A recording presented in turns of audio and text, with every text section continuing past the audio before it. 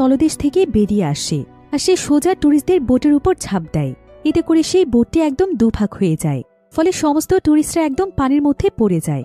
আর ঠিক তখনই সেখানে লিওন চলে আসে। লিওন কোনো মতে বেশ কয়েকজন যাত্রীকে বাঁচাতে পারলেও বেশিরভাগ যাত্রী এখানে মারা যায়। এমনকি এখানে লিওনের সবচাইতে কাছের বন্ধু লুসিও মারা যায়। লিওনি তো অনেক বেশি আপসেট হয়ে পড়েছিল, সে বুঝতে পারছিল না যে এসব আসলে কি হচ্ছে। অন্যদিকে আমরা জার্মানির অনেক বড় একটি রেস্টুরেন্ট দেখতে পাই, যেখানে একজন শেফ একটি লবস্টার কাটার সময় লক্ষ্য করে যে লবস্টারের শরীর থেকে অদ্ভুত এক ধরনের সাদা তরল পদার্থ বের হচ্ছে, যেটা সে তার জীবনে কোনোদিনও দেখেনি। এরপর সে যখন এই বিষয়টি আরেকটু ভালোভাবে লক্ষ্য করতে যায়, ঠিক তখনই সেই লবস্টার সে সাদা তরল পদার্থ তার শরীরে ছুঁড়ে মারে। এতে সে বিরক্ত হয়ে আরেকজন কাটিং মাস্টারের কাছে লবস্টারটি দিয়ে তাকে কাটতে বলে। আর সেও যখন এটাকে পরিষ্কার করতে যায়, তখন লবস্টারটি তার শরীরেও সেই সাদা পদার্থ ছুঁড়ে মারে। কিন্তু এই বিষয়টি এখানকার কিচেনের মানুষেরা খুব একটা সিরিয়াসভাবে নেয় না।